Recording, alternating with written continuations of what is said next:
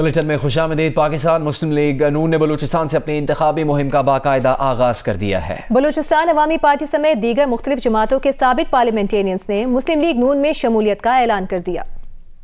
Mian Nawaz Sharif, party کے صدر شہباز شریف، chief organiser Maryam Nawaz, Pervez Rashid اور مریم اورنگزیب کے ہمراہ لاہور سے خصوصی طیارے کے ذریعے کوئٹہ پہنچے تو مسلم لیگ نون بلوچستان کے رہنماؤں نے ان کا استقبال کیا۔ انہوں نے کوئٹہ کے مقامی ہوٹل میں بلوچستان عوامی پارٹی، نیشنل پارٹی، جمعیت علماء اسلام فے، پشتونخوا ملی عوامی پارٹی اور دیگر جماعتوں کے رہنماؤں سے ملاقاتیں کی۔ اس موقع پر سربراہ مسلم لیگ نون میاں نواز شریف کا کہنا تھا کہ ہمیں بلوچستان کی ترقی ہمیشہ عزیز رہی۔ صوبے میں غربت اور پسماندگی کے خاتمے کے لیے ہزاروں کلومیٹر سڑکوں کو جال بچھایا۔ یہ تو اپنا ڈیولپمنٹ سیکٹر کی بات ہے، تو سوشل سیکٹرز میں بھی ماشاءاللہ ہم نے کوئی کم نہیں رہے پیچھے، لیکن آپ دیکھیں کہ یہاں پہ دہشت گردی کو ہم نے اللہ کے فضل و کرم سے ختم کیا، اپنے دور میں مکمل طور پہ ختم کیا۔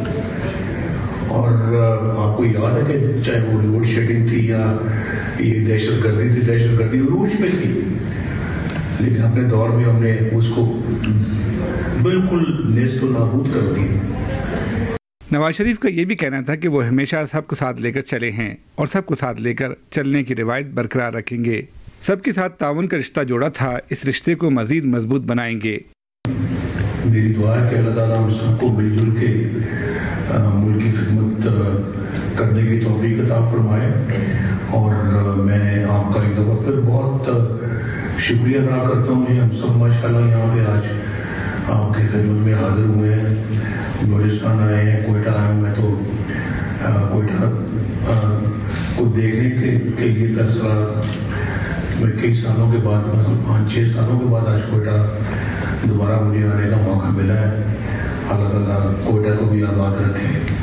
پارٹی ذرائع کے مطابق میاں نواز شریف سے ملاقات کرنے والے قائدین نے مستقبل میں اس طرح کے عمل اور سیاسی تعاون کرنے پر اتفاق کیا۔ بعد میں بلوچستان عوامی پارٹی کے سابق صدر جام کمال، سابق اراکین اسمبلی سمیت 30 کے قریب سیاسی شخصیات نے میاں نواز شریف سے ملاقات کر کے پاکستان مسلم لیگ نون میں شمولیت کا اعلان بھی کیا۔ بدھ کے روز میاں نواز شریف پارٹی کے صوبائی قائدین اور ورکر سے خطاب کریں گے، جبکہ پارٹی کے مرکزی صدر شہباز شریف کی نوابزادہ لشکری رئیسانی سے ملاقات بھی طے ہے۔ کیمرامین ایکمی راجر، ارشد نعیم، ساتھی رپورٹر شہاب عمر، سلمان اشرف کے ساتھ Nadeem Kausar, Geo news, Quetta. Supreme court نے آرٹیکل 184(3) کے معیار پر پورا نہ اترنے پر فیض حمید کے خلاف درخواست نمٹا دی ہے۔ سپریم کورٹ نے اپنے حکم نامے میں کہا ہے کہ درخواست گزار کے مطابق فیض حمید کے ماتحت افسران نے ان کے کہنے پر اپنے اختیارات کا ناجائز استعمال کیا۔ درخواست گزار کے فیض حمید پر لگائے گئے الزامات سنگین نوعیت کے ہیں اور درست ثابت ہونے کی صورت میں وفاقی حکومت اور اداروں کی ساکھ کم ہوگی۔ اداروں کی ساکھ بچانے کے لیے درخواست گزار کے الزامات کو نظر انداز نہیں کیا جا سکتا۔ درخواست گزار کے پاس فیض حمید اور دیگر فریقین کے خلاف دوسرے متعلقہ فورمز موجود ہیں۔ سپریم کورٹ کیس کے میرٹس کو چھیڑے بغیر یہ درخواستیں نمٹاتی ہے۔ دیکھیے مریم نواز کی رپورٹ۔ سپریم کورٹ نے فیض حمید کے خلاف معیز احمد کی درخواست نمٹانے کا تحریری فیصلہ جاری کر دیا۔ تحریری حکم نامے میں کہا گیا ہے کہ درخواست گزار نے فیض حمید پر سنگین الزامات عائد کیے، جس کے مطابق اداروں نے اس کے گھر اور دفتر پر غیر قانونی چھاپہ مارا اور ان کے اہل خانہ کو غیر قانونی تحویل میں رکھا گیا۔ فیض حمید کے کہنے پر ان کا قیمتی اور دفتری سامان لوٹا گیا۔ درخواست گزار کے مطابق فیض حمید نے ان کے اور اہل خانہ کے خلاف جھوٹے مقدمات بنائے۔ عدالت نے سوال کیا کہ یہ مقدمہ مفاد عامہ کا کیس کیسے بنتا ہے۔ عدالت نے فیصلے میں لکھا ہے کہ درخواست گزار کے وکیل نے کہا کہ سپریم کورٹ کے علاوہ کارروائی کے لیے کوئی متعلقہ فورم نہیں بنتا، تاہم ایڈیشنل اٹارنی جنرل کے مطابق درخواست گزار فیض حمید کے خلاف وزارت دفاع سے رجوع کر سکتے ہیں۔ الزامات پر قانون کے مطابق کارروائی کی جائے۔ درخواست گزار کے فیض حمید پر لگائے الزامات سنگین نوعیت کے ہیں اور درست ثابت ہونے کی صورت میں وفاقی حکومت اور اداروں کی ساکھ کم ہوگی، تاہم اداروں کی ساکھ بچانے کے لیے درخواست گزار کے الزامات کو نظر انداز نہیں کیا جا سکتا۔ سپریم کورٹ آرٹیکل 184(3) کے تحت اس معاملے میں فی الحال مداخلت نہیں کرنا چاہتی۔ سپریم کورٹ نے آرٹیکل 184(3) کے معیار پر پورا نہ اترنے پر فیض حمید کے خلاف درخواست نمٹا دی۔ مریم نواز، جیو نیوز، اسلام آباد۔ اسلام آباد ہائی کورٹ نے لاپتہ افراد کے لیے بنی 3 रुकनी कमेटी से कहा है कि वजारत दिफा, वजारत दाखिला और वजारत कानून का इजलास बुलाए और 1 हफ्ते में रिपोर्ट दें। जस्टिस मोहसिन अख्तर खयानी ने कहा कि जबरी गुमशुदगियाँ मुल्क पर बदनामी का दाग है। ऐसा ना हो कि यह मामला अक़वाम मुत्तहिदा में चला जाए। बलोच जबरी गुमशुदगी कमीशन की सिफारिशात पर अमल दरामद के केस में उन्होंने रिमार्क्स दिए कि आवाम का इल्ज़ाम इन्हीं इदारों पर है जो आवाम के टैक्स से चल रहे हैं। लापता कमीशन में वही लोग बैठे हैं जिन पर इल्ज़ाम है रियासती इदारे काम यूँ कर रहे हैं जैसे एहसान कर रहे हों। जस्टिस मोहसिन अख्तर खयानी ने कहा कि बलोच तलबा कमीशन रिपोर्ट वज़ीर आज़म ऑफिस इसलिए भेजी कि वज़ीर आज़म और वज़ीर दाखिला खुद बलोचिस्तान से हैं। अदालत को बताया जाए कि 22 फरवरी 2023 की रिपोर्ट पर आज तक क्या हुआ। अगर रिपोर्ट दुरुस्त है तो हुकूमत अमल करे, वरना इदारों के सरबराह बयान हलफी दें कि रिपोर्ट गलत है। केस की समाअत 22 नवंबर तक मुलतवी कर दी गई।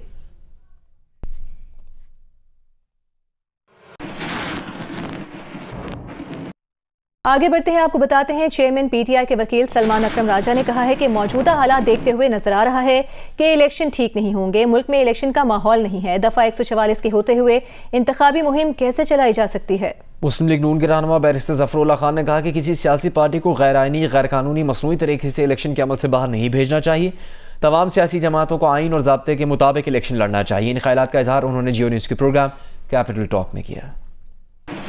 इलेक्शन अगर फेयर एंड फ्री नहीं होता तो बेईमानी है, और इस वक्त तो बज़ाहिर सूरत हाल ऐसी है कि मुझे कोई ठीक इलेक्शन होता नज़र नहीं आ रहा।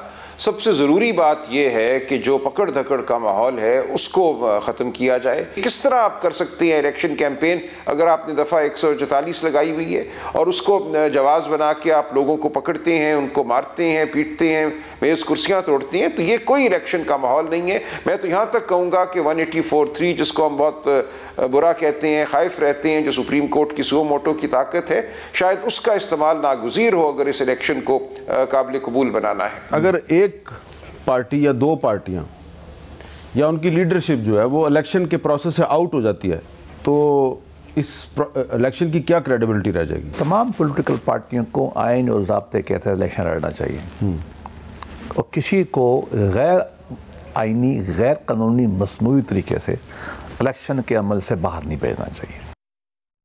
Chairman peoples party Bilawal Bhutto Zardari ने मियां नवाज शरीफ के दौरा बलूचिस्तान को नून लीग की कमजोरी का नतीजा करार दे दिया है। अमेठी में न्यूज़ कॉन्फ्रेंस के दौरान बिलावल भुट्टो जरदारी ने कहा कि नून लीग के लिए लाहौर में मुश्किलात हैं, इसलिए उन्हें दूसरे सूबों पर फोकस करने का मशवरा दिया गया है। मियां साहब इक्का दुक्का सीटों के लिए बलूचिस्तान जाने की तकलीफ उठा रहे हैं, बेहतर है पंजाब पर ही फोकस करें।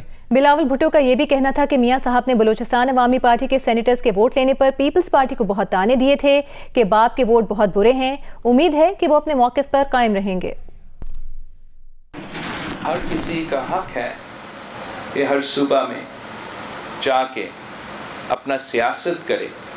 मेरा ख्याल में मियां साहब को ये तजवीज़ दिया गया है कि इसलिए लाहौर में मुस्लिम लीग के लिए आजकल मुश्किलात पैदा किए गए हैं, तो ये तजवीज़ किया गया है कि दूसरे सूबे में जाके कद सीट के पीछे जो है वो मियां साहब को ये तकलीफ़ दिया गया कि वो ख़ुद पहुँचे।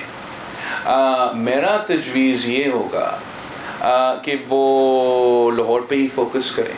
हमें तो PDM से निकाला गया और हमारा तो तनकीद ऐसे हुआ कि हम बाप से मिल गए, बाप के चंद सेनेटर्स का वोट तूने कैसे लिए। तो उम्मीद है कि नून लीग कंसिस्टेंट रहेगा और अगर कल बाप बुरा था तो आज भी बाप बुरा होगा। तो ऐसे ही कुछ मियां साहब का दौरा का नतीजे में निकलेगा। वैसे मैंने इनका अंदर का जो वर्किंग है वो काफ़ी नज़दीक से देखा है। 15 महीने से जो मैंने देखा कि वफाक में हुकूमत में हो, सूबा में हुकूमत में हो, अदारे भी आपके साथ हो और बाय इलेक्शन से खौफ की वजह से भाग जाएं। मैंने तो कैबिनेट मीटिंग में कहा था कि आप तारीख रकम करने जा रहे हो। पहले हुकूमत जो अपने हुकूमत में ही बाय इलेक्शन से भाग रहे हो। बल्दियाती इलेक्शन से ऐसे भागे जिसे पता नहीं इनका क्या खौफ था। मुस्लिम लीग नून के रहनुमा हसन इकबाल ने बिलावल भुट्टो जरदारी के बयान पर रद्द-ए-अमल में कहा है कि बिलावल ने जिस थरकोल मंसूबे का क्रेडिट लिया वो कागज़ों पर घूम रहा था। पीपल्स पार्टी के 3 अदवार में थरकोल मंसूबे पर कोई काम नहीं हुआ। 2013 में बरसर इक़्तिदार आने वाली नून लीग हुकूमत ने इसे CPEC में शामिल करवाया, जिससे इसकी फंडिंग मुमकिन हुई और ये ख्वाब हकीकत बन सका। एहसन इकबाल के इसी बयान पर हम बात करेंगे पीपल्स पार्टी के सीनियर रहनुमा साबिक वज़ीर आला सिंध मुराद अली शाह से। मुराद अली शाह साहब, आपका क्या मौक़िफ़ है एहसन इकबाल के इस बयान पर? मुझे हैरत हुई है इसलिए कि मेरा ख्याल है एहसन साहब को थर की हिस्ट्री के बारे में कुछ पता ही नहीं है। थर के जो ज़खायर थे वो 91-92 में दरियाफ्त हुए थे, तो 88 से 90 में काम कैसे शुरू हो जाता उसमें। 95-96 में 2 power plants 5280 megawatt each, total 10,560 megawatt के पावर प्लांट्स की एग्रीमेंट हांगकांग के इन्वेस्टर थे गॉर्डन वू, उनके साथ साइन किए थे। और उसके बाद जो नून लीग की हुकूमत आई उसने थर को बैक बर्नर पे डाल दिया। 2008 में जब दोबारा पीपल्स पार्टी की हुकूमत आई तो सदर जरदारी ने थर कोल एनर्जी बोर्ड बनाया। अनफॉर्चुनेटली अगली हुकूमत पाकिस्तान पीपल्स पार्टी की नहीं थी, वफाक में दोबारा नून लीग की हुकूमत आई और इन्होंने दोबारा कोशिश की कि वो इम्पोर्टेड कोल और LNG के मंसूबों पे ज्यादा फोकस करें। सदर जरदारी ने उनसे, मैं उन मीटिंग्स में खुद मौजूद था, जब कहा कि जी थर पे आप हमें सपोर्ट करें, और उन्होंने उस वक्त थोड़ा सपोर्ट ना चाहते हुए किया। अगर क्रेडिट की बात देखें तो क्रेडिट तमाम हमें देती है। कल बिलावल भुट्टो जरदारी साहब का जलसा जियो ने भी पूरे पाकिस्तान को दिखाया और सबको पता चल गया कि कितने लोग उधर आए थे। मैं नवाज शरीफ साहब से कहूँगा जरा थर चले जाएं और देखिए उसका अगर 5% लोग भी जमा कर सके तो क्रेडिट उनको हम जलसे का दे देंगे। बहुत शुक्रिया मुराद अली शाह साहब जियो न्यूज़ से बात करने के लिए। अभी आपको बताएंगे अमेरिकी सदर जो बाइडेन ने कहा है कि उन्हें यकीन है कि हमास की कैद से यरगमालियों की रिहाई होने जा रही है। व्हाइट हाउस में बात करते हुए जो बाइडेन ने कहा कि यरगमालियों की रिहाई के लिए बातचीत में शामिल लोगों से रोज बात होती है। यकीन है कि ऐसा होने वाला है, लेकिन वो अभी इसकी तफसीलात में नहीं जाना चाहते।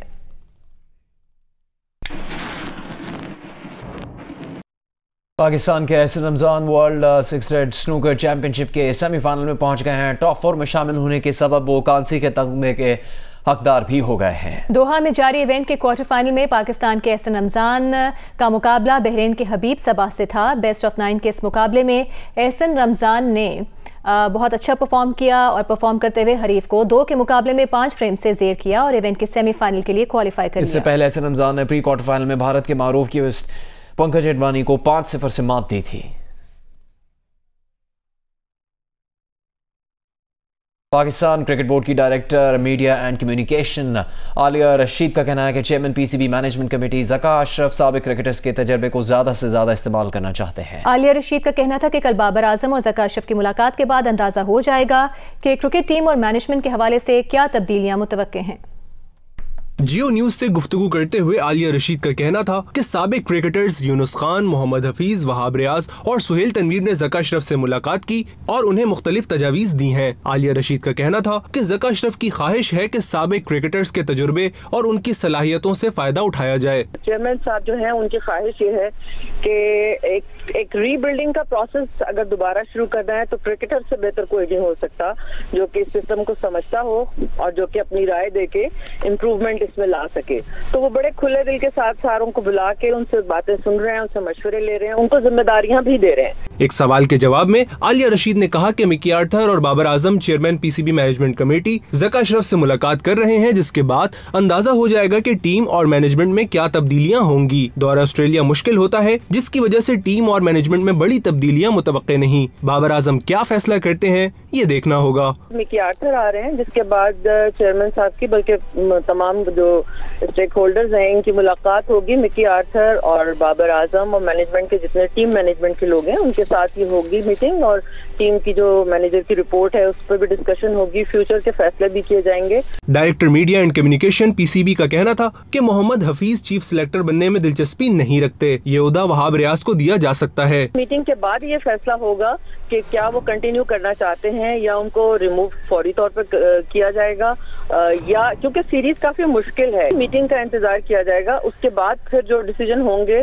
وہ آئیں گے۔ ہو سکتا ہے ہمیں بابر کی طرف سے کوئی فیصلہ خود ہی سننے کو مل جائے، حفیظ کو بھی وہ ایک ذمہ داری، کوئی اہم ذمہ داری دینا چاہتے ہیں۔ وہاب ریاض جو ہیں وہ شاید ان کا نام لیا جا رہا ہے، لیکن اس پر ابھی کوئی حتمی فیصلہ نہیں ہوا ہے چیف سلیکٹر کے لیے۔